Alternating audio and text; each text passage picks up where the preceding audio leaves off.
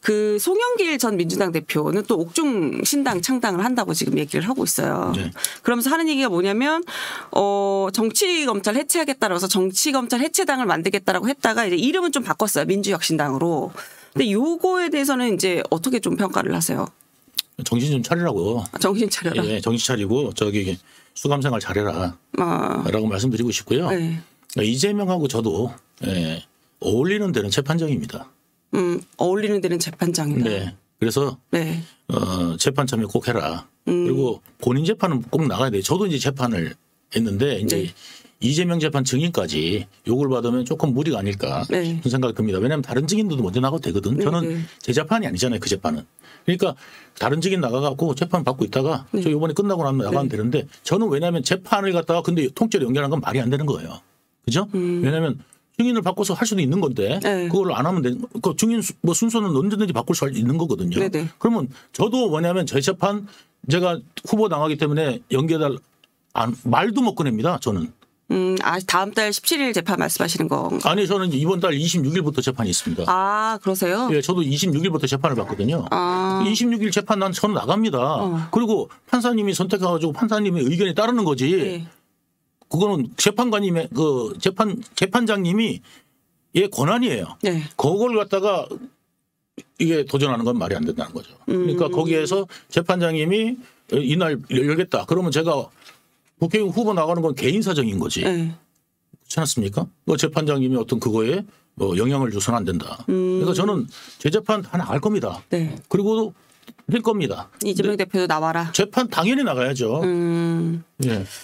그 조국 전 장관 뭐 송영길 전 대표도 그랬고 조국 전 장관도 검찰 이제 여권이 이제 검찰 독재다 뭐 이렇게 얘기를 지금 계속 하고 있어요. 네. 그래서 어쨌든 한 석이라도 더 얻어서 이제 맞서 싸우겠다 이런 얘기를 하고 있는데 유 전 본부장께서 좀 재밌는 말씀을 하셨어요. 국힘이랑 윤석열 정부는 검찰 독재와 맞서 싸운다고 주장을 하고 있는데 오히려 민주당은 변호사 특혜 정당이다. 제가 이 정확한 워딩은 네. 기억이 안 나는데 취지는 그랬어요. 변호사들 소위 말해 이재명 대표와 이재명 대표 측근을 변호했던 인사들이 총선에 출마를 하면서 특혜를 받는 정당이라는 취지로 말씀을 하셨던 것 같은데 맞나요? 네 맞습니다. 그렇게 말씀을 하신 이유가 뭐 가령 그 관련된 변호사들이 뭐 지금 출마하는 뭐 구체적으로 좀 언급을 해 주실 수 있나요? 예, 부천시 일도 있고 네. 부천시 갑도 그렇고. 네. 예, 전부 부천시는 어떻게 된 게 갑을 다 저기 그 변호사들이고요. 네. 그러니까 이재명, 정진상, 김용 변호했던 변호사들이 네네. 한 6명 정도가 네. 지금 공천을 받고 지금 출마 예정하고 있습니다. 출마 준비를 좀 하고 있다. 예. 6명 정도가 그중에 한 명만 네. 지금 한 명만 이제 성추문으로 네. 예, 성추문으로 중도 포기했고 포기했죠. 본인이 이제 포기해서 그런 거지. 네네. 어쨌든 그 변호사 중에 어떻게 6명이면 네. 변호사가 수백 명은 아니지 않습니까? 한 10대 명 되는데 네네. 10대 명 한 10대 명 정도 되겠죠. 그 중에서 6명이 예, 그렇게 이제 재판 공천을 받는다는 거는 그건 어마어마한 일 아니겠습니까? 그러니까 변호해주고 공천 받는 이 공천 거래. 예. 공천 거래. 예, 공천 거래 변론 아닌가 싶고요. 그 다음에 이제 정진상 측근 친구 공천. 그죠? 그 다음에 이재명. 측근 친구는 누구죠? 제가 지금. 거기 그 이름이 들었는데 안태준. 아, 네. 안태준은 네. 정진상 68 장남이 또 친구입니다. 그 안태준이 네. 안태준은 정진상 친구입니다. 네. 그 사람이 어디냐면 호텔에도 네. 거기 이사로인가 뭐 이렇게 뭐 직함을 갖고 있었고 나중에 뭐냐면 경기도 그 저기 도시공사 네. 예 부사장급으로 갔죠. 갔다가 이제 그 레벨을 만들어주고 원래 문학진 보좌관이었습니다. 예 보좌관이라서 문학진이 그 당시에 이재명은 변방 사람이니까. 국회의원하고 친해져야 되잖아요. 네. 그래가지고 그 당시에 뭐 그 주빌리 은행 했던 뭐 저기 저기 누구야 재윤경 뭐 이렇게 좀 만나고 막 교류하고 하면서 문학진하고도 교류하려고 노력 막 하면서 거기 이제 보좌관이 친해진 것 같아요. 네네. 정지상하고. 네. 그러면서 이제 6, 8년 또 동갑이고 하니까 친구 된 거고 이제 그렇게 됐는데 그래서 문학진이 이제 문학진 의원이 떨어지니까 이제 성남시로 데리고 온 거죠. 데리고 와가지고 거기 앉혔다가 이제 경기도시공사 간 거고 가기 전에 뭐냐면 거기 호텔에도 이제 정지상 대신 이름 올린 것 같다. 네. 문학진 전 의원 얘기가 나와서 말인데 이제 광주를 출마를 하려고 했는데 이재명 대표가 전화해서 이제 출마를 하지 마라. 네. 경쟁력이 떨어진다. 이렇게 얘기를 했다고 그래요. 이제 그 지역이 이제 안태준 전 부사장 같이 있는 지역이잖아요. 네. 두 분 다 이제 소위 말해 친명계예요.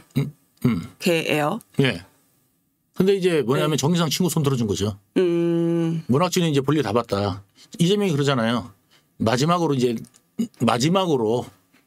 하려고 했는데 못 와서 저렇게 목리를 부리는지 모르겠는데 사실과 다르다. 그렇게 딱 잘라버리잖아요. 예. 그러니까 문학진 의원도 만감이 교차할 겁니다. 예. 배신감을 좀 느끼는. 예. 걸까요? 문학진 의원도 아마 재방송 이제 보시기 시작하지 않을까. 그럼 소위 말해 친명계 내에서 이제 언론이 얘기하는 것처럼 보다 찐명을 좀 손을 들어줬다. 이렇게. 정진상 친구. 네, 정진상 전 상의 친구 손을 들어줬다. 이렇게 보신다는 거죠. 근데 또 이제 만약에 이재명 대표 측에서는 또 이렇게 얘기할 수 있지 않을까. 이제 반론 차원에서 얘기를 좀 해보면 아니다. 이게 뭐 까마귀 날자 배 떨어진다고 우연일 수 있다라고 얘기를 할 수 있지 않을까요? 정당에서 나오는 그 여론조사 어떻게 하는지 모든 게 다 깜깜이지 않습니까? 네. 예? 그것도 저기 공천위원장 뜻대로 거의 된다라는 게 지금 통설이고요. 네. 통설이고 실제로 지금 그렇게 좀 맞아 떨어질 리가 없고 그리고 정말 객관적으로 누가 어떻게 여론조사를 하겠습니까? 했겠습니까? 그죠? 그러니까 거의 그 공천위원장 본인이 맡았지 않습니까? 또 그것도 스스로. 네. 네. 당 공식 기구에서는 지금 여론조사를 하지 않았다. 네. 그래서 이제 비공식 기구에서 항상 그런 식으로 말해요. 이재명. 있다라고 항상 그렇게 얘기를 하나요? 그러니까 항상 뭐 여기다 해가지고 핑계거리를 만들죠. 원래 수법입니다. 그런데 이재명은 거기를 어떻게 알고 어떻게 만났고 어떻게 해서 주게 됐는지는 모르잖아요. 국민들이. 그죠? 그다음에 거기가 도대체 어디고. 예? 어디고. 그다음에 그러면 그렇게 해서 비공식 거기서 줬는데 거기가 도대체 어디고. 그다음에 어떻게 알게 됐고 어떻게 됐는지 그거 알 수 있습니까? 예. 그리고 문학진 또 의원은 자체 조사해 보니까 자기가 1등이더라. 그렇죠. 그 얘기 본인이 그리고 여론조사를 돌려보니까 그렇다. 일반적으로요. 안태준이라는 이름을 몰라요. 사람들이. 일반인들은. 안태준이라는 이름을 모르는데 거기 당원들도 알까요? 저는 모른다고 생각해요. 당원들도 모를 것이다. 그만큼 인지도가 없다. 없잖아요. 없다고요. 인지도가 없어요. 아마 인지도 평가해가지고 있잖아요. 진짜로. 만약에 정말 해보면은 몇 명이나 알 거야. 안태준이라는 이름을. 예? 그 사람을 갖다가 보다는 문학진 의원은 전 국회의원이었고 그래서 인지도가 훨씬 높죠. 그래서 보통 인지도하고 따라가거든요. 그래서 이제 보통 그래서 TV라도 한 번이라도 더 나오려고 막 노력했던 게 후보들이 인지도 높이려는 거 아닙니까? 안 그러면 뭐 하려고 나오겠습니까? 예. 근데 이거는 그냥 불현듯 드는 궁금증인데 김지호. 예, 김지호가 원래 정무부실장. 그죠. 정무부실장 지금 하는데. 그렇죠. 근데 그분은 이제 어쨌든 이재명 대표 최측근으로 분리가 되잖아요. 근데 지금 분당 출마한다고 그러는데 그 분당 지역에 뭐 가령 뭐 특정인 전략 공천이 되네 안 되네 뭐 이런 얘기가 나오면서 오히려 김지호 부위원장이 이렇게 가면 안 된다라고 지금 막 기자회견을 하고 있어요. 이거는 어떤? 김지호는 뭐 자기가 돈 들여서 나가고 싶지 않은가 보죠. 왜냐하면 떨어질 게 뻔하니까. 그럴지 모르겠는데 그건 저도 모르겠어요. 아무튼 김지호는 뭐 자기가 또 이제 올바른 행동하는 척하고 이제 왜냐하면 어차피 떨어질 거니까. 어차피 떨어질 거니까 경쟁력이 없다. 경쟁력이 없으니까 이제 그렇게 생각할 수도 있을 거라고 저는 생각을 하고요. 워낙 꼼수에 능하기 때문에 이건 다 꼼수와 네. 수가 펼쳐져 가지고 네. 서로 협의돼 가지고 나오는 거지 라고 생각해요. 그리고 이제 그 부산 그 사건도 네. 김지호가 네. 다 연루돼 있잖아요. 네. 연루됐다기보다도 가 있어가지고 다 했죠. 그리고 비서가 옷을 안 챙긴다? 있을 수가 없는 일이죠. 비서가 어떻게 옷을 안 챙깁니까? 게다가 뭔가 좀 꼼수가 생각하시는 아니 꼼수가 아니라 저는 내 나름대로는 솔직히 그냥 확신한다. 나름대로는 확신한다. 거의 다 그렇고 생각합니다. 저는 왜냐하면 입을 막는 거는 이유가 있는 거예요. 예, 입을 막는 건 이유가 있는 거예요. 그 응급실에서 본인이 이제 네. 독재라 그러는데 네. 독재 어쩌고 남들한테 이야기하는데 아니 독재를 하려면은 독재에서 가장 중요한 게 뭐냐면 어느 나라 독재 국가든 언론을 막습니다. 우리나라 언론 막힌 데가 있습니까? 지금 대통령 무서워갖고 말 못하는 언론이 있습니까? 없잖아요. 그리고 지금 예를 들어서 검수완박 해놓고 난 다음에 네. 자기들이 법까지 다 통과시켰어요. 수사권까지 이제 다 이제 뺏겼는데 거기를 독재를 무슨 수로 합니까? 어떤 식으로 할 수 있어요? 그러면 검찰이 뭐를 움직일 수 있어야 되냐면 판사님들을 인사권을 만약에 쥐고 있으면 독재 가능할 수도 있어요. 그죠?